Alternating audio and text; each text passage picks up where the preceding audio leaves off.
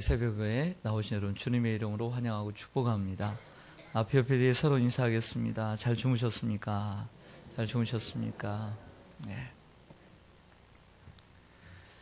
오늘 사회자분께서 읽어주신 오늘 본문의 말씀은 전도서의 마지막 부분입니다. 마지막 부분인 것처럼 역시 전도서의 결론을 이야기하고 있습니다. 전도서가 말하고 있는 그 결론, 특별히 13절 말씀을 보시면요. 이래 결국을 다 들었으니 하나님을 경외하고 그의 명령들을 지킬지어다. 이것이 모든 사람의 본분이니라 고 했습니다.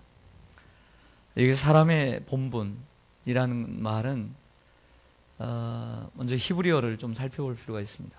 이 히브리서를 보면 콜, 하, 아담 이렇게 되어 있습니다. 콜, 하, 아담. 아담은 최초의 인간인 아담의 이름을 얘기합니다. 그 아담의 뜻은 사람이란 뜻입니다. 하라고 하는 말은 그 아담을 지칭하는 가리키는 정관사입니다. 모든 사람을 가리키는 것이죠. 그런데 여기에 콜이라고 하는 것은 사람 모든 혹은 본분, 모든 사람의 본분, 콜은 모두를 얘기합니다. 그래서 모든 사람의 본분이다. 이런 뜻입니다. 이것은 무슨 뜻이냐면 결국 사람의 모든 것이다.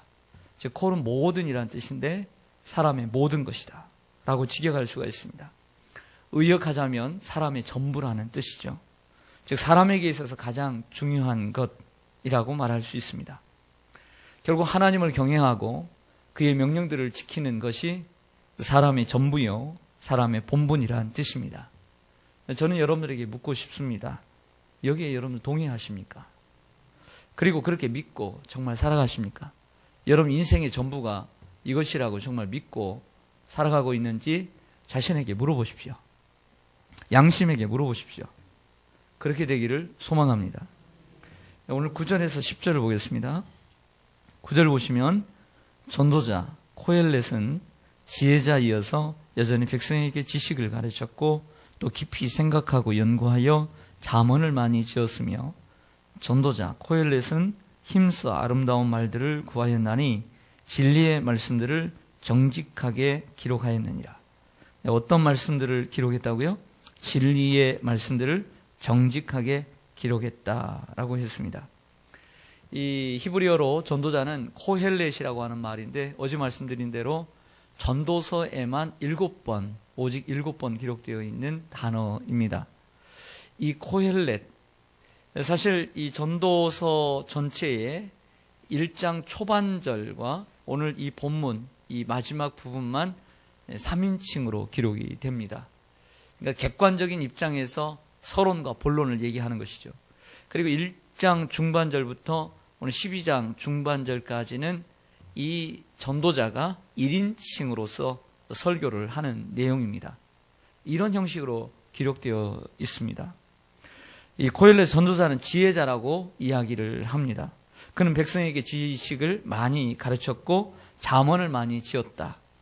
즉 잠언, 전도서, 그리고 아가서 이 세 개의 책을 기록한 예루살렘 왕 다윗의 아들 솔로몬을 가리킵니다. 그리고 이 솔로몬은 말하기를 이 말씀이 진리라고 주장합니다. 하나님이 자신에게 주신 것을 정직하게 고백한 것뿐이라고 얘기합니다. 진리의 말씀을 정직하게 기록하였다라고 얘기합니다.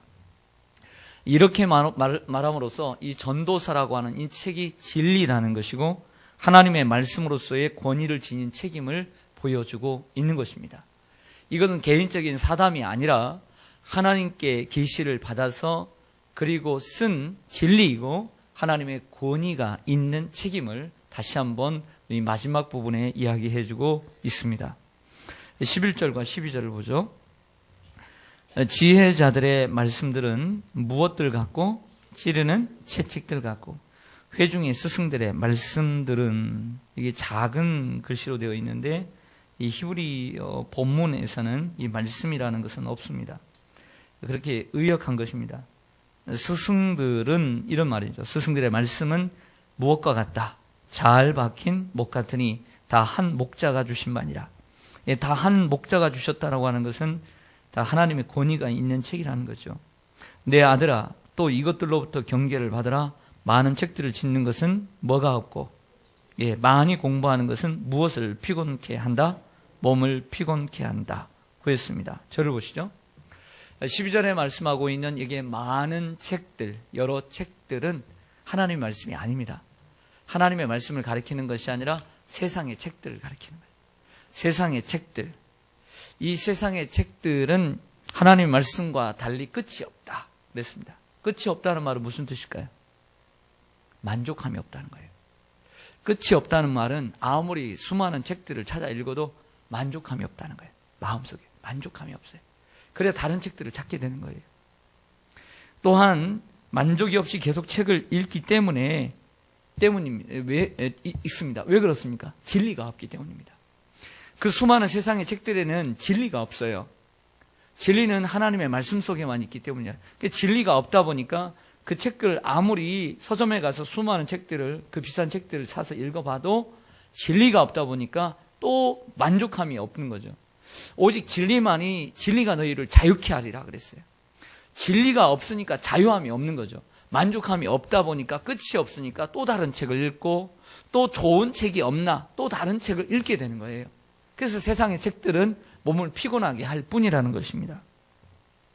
사람들이 책을 많이 읽고 많이 연구하지만 그 속에 진리가 없고 만족이 없기 때문에 더 좋은 책을 찾아 나서게 되는 것입니다. 그러나 그 수많은 책들을 통해 깨닫지 못하고 느끼지 못하는 진리를 우리는 성경 한 권 속에서 깨닫게 되는 줄로 믿습니다. 천국이라는 것은 무엇입니까? 천국에 대한 마태복음 13장을 보면 어떤 사람이, 소장농이 남의 집에서 일을 하는데 그 속에서 값진 보화를 발견해요. 값진 보화를 발견하게 되니까 자기의 집을, 모든 것을 빚내어서 팔아서 사서 그 땅을 사요. 그 땅을 사야만이 그 값진 진주가 내 것이 되기 때문에, 그 값진 진주를 발견했기 때문에 세상에 그 어떤 것도 부럽지 않은 거예요. 세상을 돌아다니면서 진주를 구하는 사람이 있었습니다. 값진 진주를 구하는데 그 진주를, 세상에 가장 값진 진주를 발견하고 나서는 모든 쓸데없는 진주를 팔고 자기의 재산을 다 팔아서 그 값진 진주를 샀습니다. 이것이 무엇입니까? 천국입니다. 진리입니다. 진리 하나를 발견하면 다른 책들이 필요 없는 것이죠. 사람들은 자꾸 서점을 들리려고 합니다. 좀 더 큰 서점, 좀 더 큰 도서관을 찾습니다. 세계적인 영어로 되어 있는 책들을 사기 위해서 아마존으로 들어갑니다. 그래서 그곳에서 수많은 책들을 비싼 값을 주고 구입합니다. 분명 논문을 쓰거나 자기의 학문의 발전을 위해서는 많은 책들을 보고 또 서점을 들려야 합니다. 책을 많이 읽어야 되는 것은 분명합니다. 그러나 진리를 발견하기 위해서는 그런 책들을 읽을 필요가 없어요. 다 여러분의 집에 있어요. 여러분의 집에 여러 권들 쌓아놓고도 사람들은 진리를 깨닫지 못하고 자꾸 진리를 구하려고 합니다. 왜 다른 데서 구하려고 합니까? 여러분들의 손 안에 있습니다. 이 하나님의 말씀 속에 진리가 있는 줄로 믿습니다. 진리가 내 안에, 내 손 안에, 우리 집 안에, 여러분의 집 안에 있는데도 불구하고 자꾸 다른 데서 구하려고 하니까 만족함이 없는 것입니다. 사랑하는 여러분, 많은 책들, 여러분들 전문 분야를 위해서는 연구해야 되지만 진리를 구하기 위해서는 오직 한 권으로 충분합니다. 하나님의 말씀이 여러분들의 가까이 있다는 사실을 기억하시기를 바랍니다. 진리는 멀리 있지 않습니다. 가까이에 있다는 것입니다. 우리는 대표 기도를 할 때 옛날부터 그런 기도를 많이 합니다. 종종 이런 기도를 하죠. 하나님, 오늘 하나님의 말씀이 우리의 심령을 찌르는 채찍 같게 하시고 우리의 심령에 잘 박힌 못과 같게 하옵소서. 해요, 안 해요? 다 어디에서 나오는 말씀이에요? 오늘 11절에서 나오는 말씀이에요. 오늘 이 말씀을 가지고 인용하는 것입니다. 참 좋은 기도의 내용이라고 저는 믿습니다. 채찍은 뭔가요? 채찍은 뭔가를 자극할 때 쓰는 것입니다. 짐승들이 힘이 없을 때, 바른 길을 가지 않을 때 때리는 것입니다. 학생들이나 자녀들이 잘못된 길로 나갈 때 선생님과, 요즘은 선생님이 함부로 때리면 큰일 나긴 하지만 옛날에 많이 때렸습니다. 그리고 맞아야 바른 길로 가는 거죠. 선생님과 부모는 채찍을 듭니다. 아, 안 되겠다 생각될 때 앉아, 일어서 하면 때리는 것이죠. 채찍은 바르게 교정하고 인도하는 능력이 있습니다.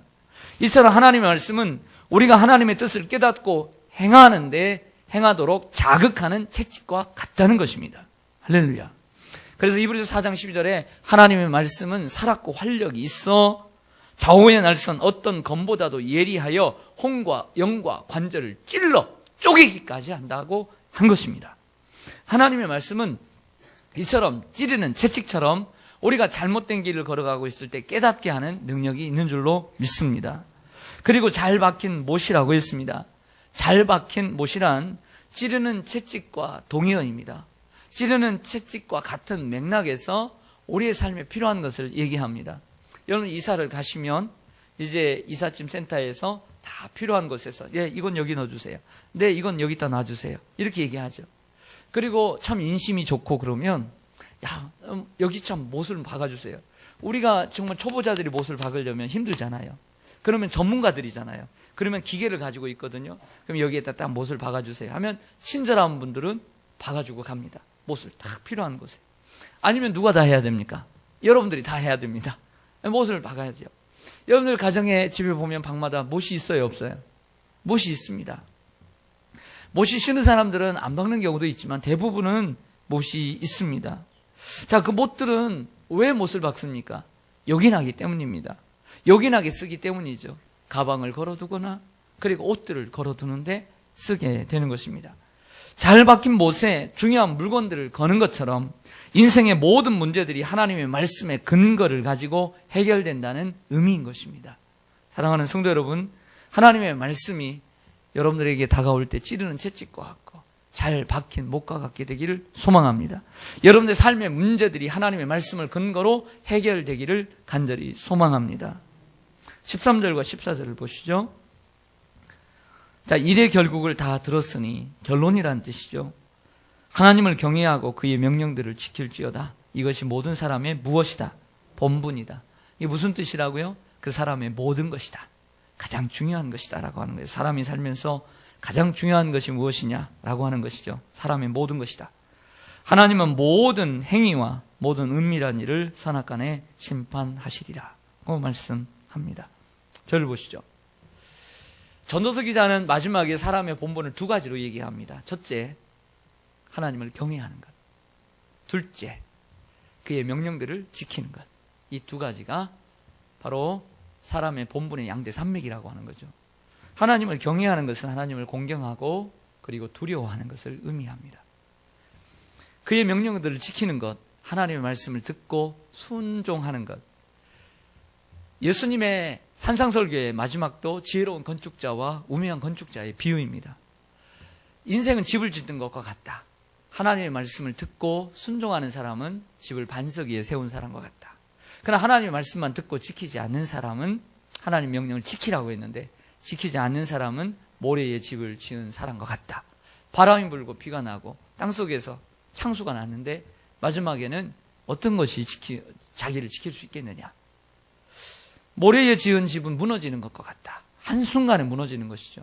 그러나 반석 위에 세운 집은 무너짐이 심하지 않고 무너지지 않는다라고 이야기합니다. 마지막 날에는 심판이 있다라고 하는 것을 말씀하고 있습니다. 여러분, 하나님을 경외하라 그랬습니다. 하나님을 경외하라. 하나님을 경외하라 하면 뭐 생각나죠? 잠언이 생각나야 되죠. 잠언 1장 7절. 그리고 잠언 9장이 말씀하시기를 중요한 핵심이죠. 잠언에 하나님을 경외하는 것이 지식의 근본이니라.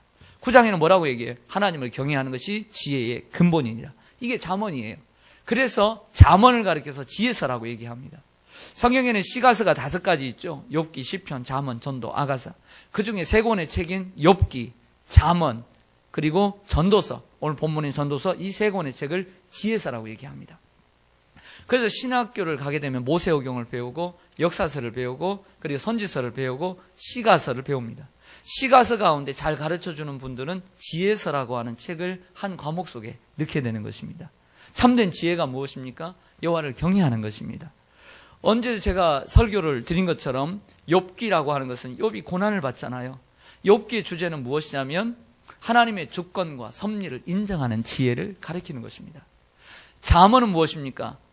매일매일 하루하루 하나님 앞에서 신실하게 사는 지혜를 가리키는 것입니다. 전도서는 여호와를 경외하는 지혜를 가리킵니다. 사랑하는 성도 여러분, 잠언은 31장으로 되어 있습니다. 잠언은 31장. 이 한 달은 30일, 31일입니다. 매일매일 하나님 앞에 잠언을 읽으면서 신실하게 사는 지혜를 얻는 지혜가 있기를 원합니다. 1년은 12달입니다. 전도서는 12장으로 되어 있습니다. 1년 12달 늘 하나님을 경외해야 될 줄로 믿습니다. 제가 좀 바라는 것은 욥기가 52장으로 되어 있었으면 더 좋았을 것을. 왜? 1년은 52주니까. 1년 52주 늘 하나님의 주권과 섭리를 인정하며 살았으면 좋겠다라고 하는 마음입니다. 그냥 제 해석이에요. 그러므로 우리가 하나님을 경외하는 삶을 살기 위해서는 하나님의 말씀을 읽고 가까이 해야 합니다. 그렇지 않고서는 해결점이 없어요. 하나님의 말씀을 저 멀리, 하나님의 말씀을 쾌쾌하게 묻어두고 하나님의 말씀을 그냥 쌓아놓기만 하고 그냥 가지고 다니는 그냥 장식품으로 사는 사람은 하나님을 경외할 수가 없어요. 하나님의 말씀을 가까이 하는 거예요. 그게 찌르는 채찍과 같고, 그리고 잘 박힌 못이 된다는 거예요. 이게 바로 오늘 전도서의 결론이에요. 하나님의 말씀에 핵심이 있다는 거예요. 하나님의 말씀이 생명이라는 거예요. 하나님의 말씀에 대한 사랑을 회복하고 다시 한번 그 사랑에 대한 하나님 말씀을 꿀과 송이꿀처럼 가까이 하는 그 전성기를 맞이해야만이 인생에 참된 지혜를 얻게 된다는 말씀인 줄로 믿습니다. 사도 바울은 디모데후서 4장 13절에서 우리가 엊그저께도 이 말씀을 가졌지만 디모데에게 순교를 앞두고 너는 겨울 전에 속히 오라. 저 지중해가 얼기 전에 배를 타고 어서 오라고 얘기합니다. 그러면서 한 가지 부탁을 합니다. 드로아 가보의 집에 둔 가죽 종이에 쓴 책을 가지고 오라. 저는 그 책이 성경책이라고 생각을 합니다. 인생의 겨울이 오기 전에 하나님의 말씀을 다시 사랑하고 하나님의 말씀을 다시 회복해야만이 진정한 사람의 본분을 행할 줄로 믿습니다. 교회만 다니는 것이 본분이 아니라 우리가 하나님 말씀을 가까이 함으로써 바쁘더라도 하나님 말씀을 가까이 하고, 이단들이 하나님 말씀을 가까이 하는 것을 우린 본받아야 돼요. 그 내용을 본받지 말고 이단들이 하나님의 말씀을 가까이 연구하는 것을 본받아야 돼요. 이단에게도 열의가 있어요. 그건 본받아야 돼요. 하나님 말씀을 가까이 하는 것은 본받아야 돼요.